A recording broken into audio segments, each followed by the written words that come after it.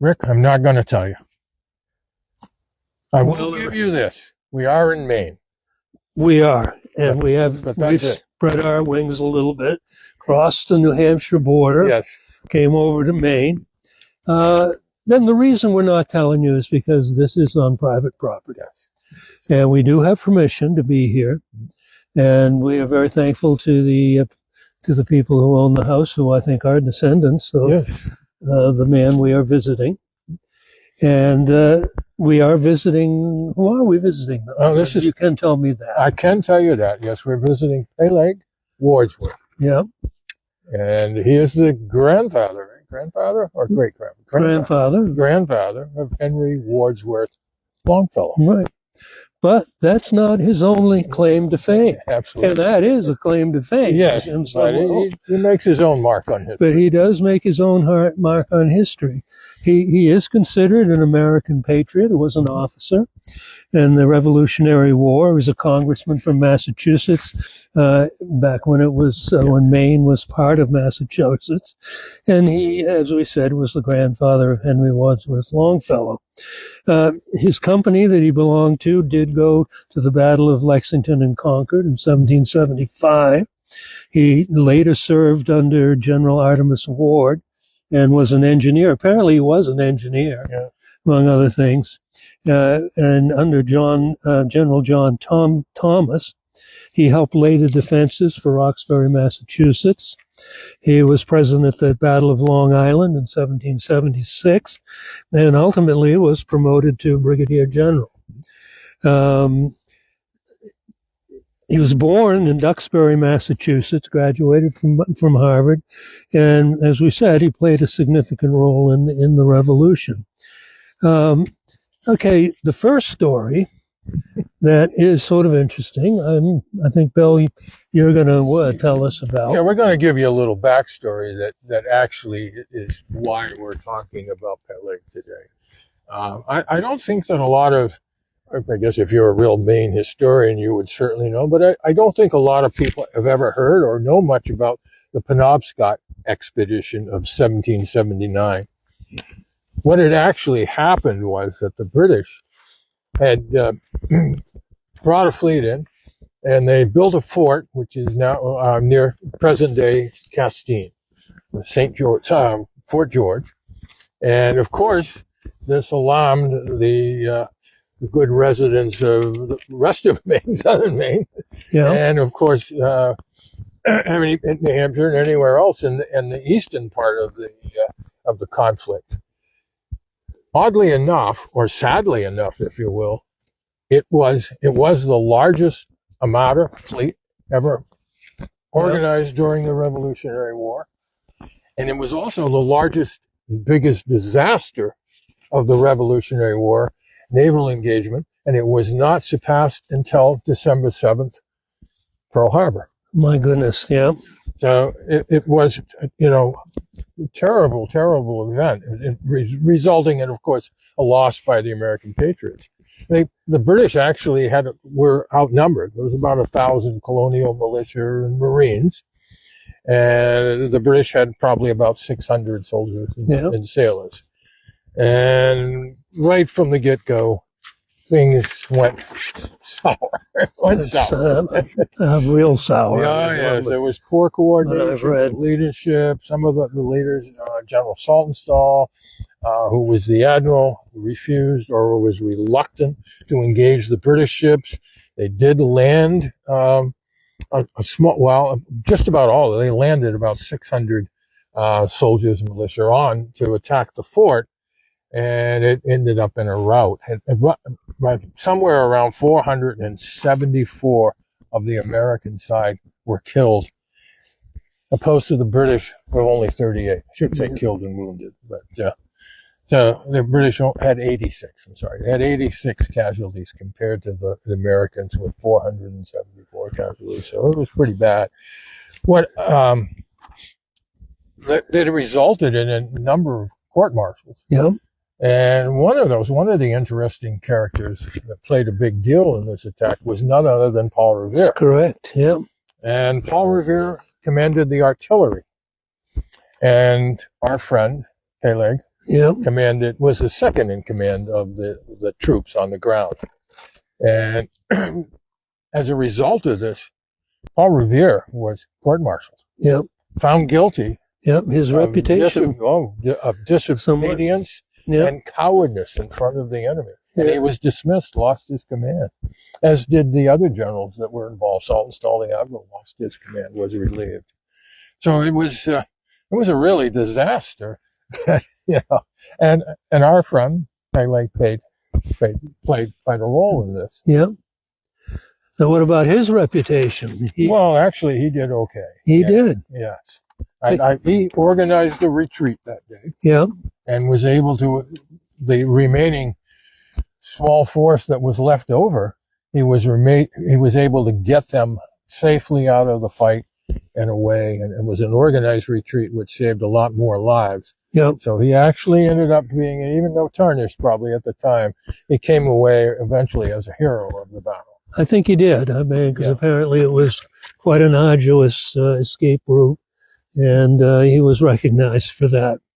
Before we go much further, how we found out about some of this originally was Patricia M. Higgins, who used to work not too far from here as a librarian, actually wrote a book called Hidden History of Mid-Coast Maine, which is actually an excellent book. Yes, it is. I really do enjoy this book. And she does talk about that battle, and she also tells another story. In 1871, he was the head of the militia, and he had a home in Thompson, Maine. And he actually was having trouble with the militia, as it turns out, partially for some of the reasons maybe we just hinted at. But a lot of the militia people were coming to the end of their of the time that they had enlisted for, and would come up and want to leave and go home. He apparently complained also of incompetent officers, and obviously some of the inhabitants of the Thompson area at the time were actually more sympathetic to the British. So it was a difficult time. But one evening, he's at home. He did have a series of guards outside his home, apparently. But the British came across the Penobscot Bay and came into Thomaston, and they basically overpowered the guards.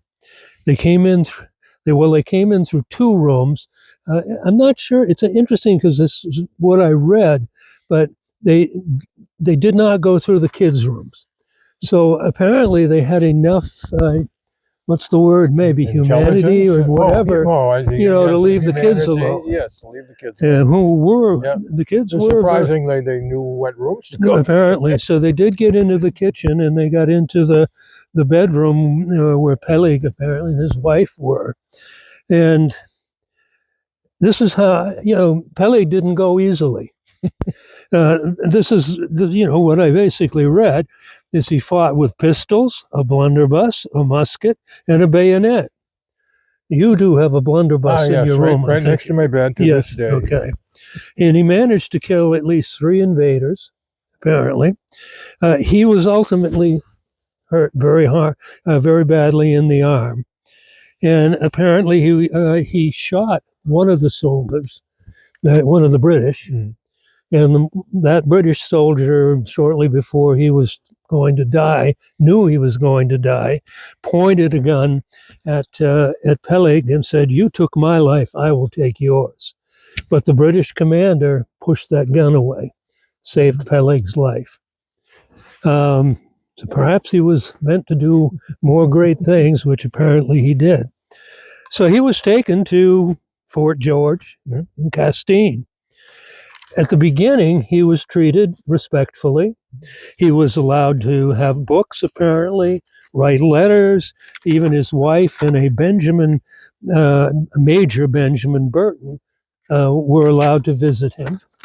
The reason I mentioned Burton, though, is because he was later captured off the coast of Monhegan Island in a ship that he was on. So he was sent to Castine. And Burton and Wadsworth were together. Now, apparently, they somehow managed to get a gimlet. Now, a gimlet, both Bill and I had to sort of think a little bit about. It's a cocktail, right? Well, there is that, yeah, but that didn't do them any good. Oh, They probably would have enjoyed one, but it's a little tool that you hold in your hand like this, and it has a very sharp kind of extension that was made to cut into wood. And they haven't managed to apparently get this from their barber. So even in jail, apparently, they were getting their hair cut. And somehow they stole it, I think. I mean, we don't want to, I don't think the barber gave it to him. And apparently Burton was much taller than Peleg, so he was able to get up higher and ultimately get a hole big enough for the two of them to get through. And they did. They took off, and apparently they spent a few hard nights in the woods. Peleg went back to Massachusetts, apparently at that point, to his wife.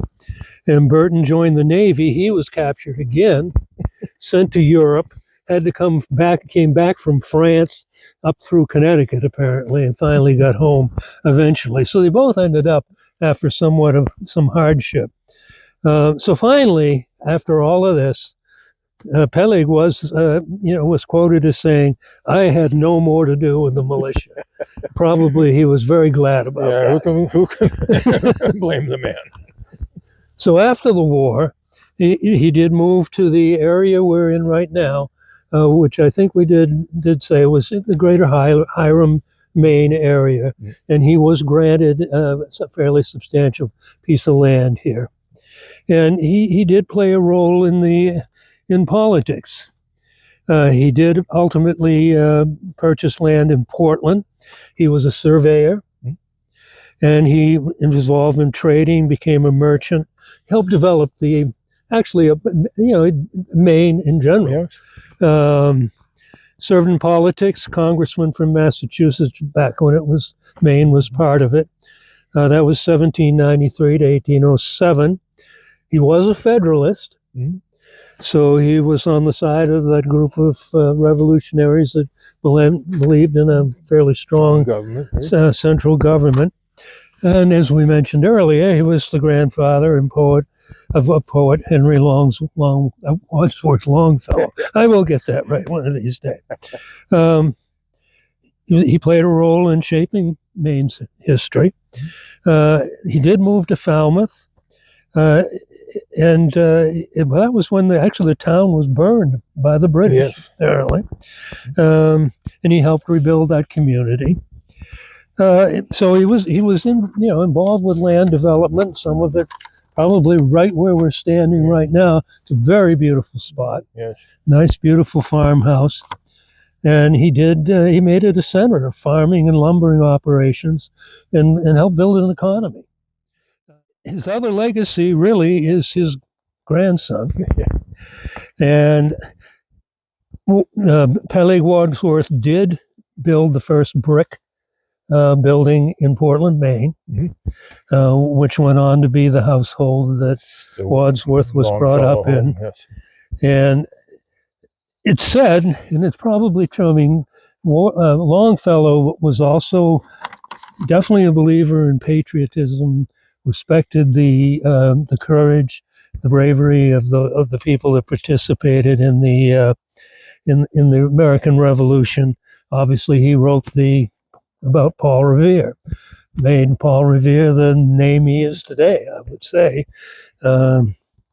He also wrote an interesting little poem called "The Palm of Life," or "The Psalm of Life," I'm sorry, which did encourage people to live with sort of a purpose, and that I'm just going to read a little bit of it because I think it does sum up some of what Longfellow talks about.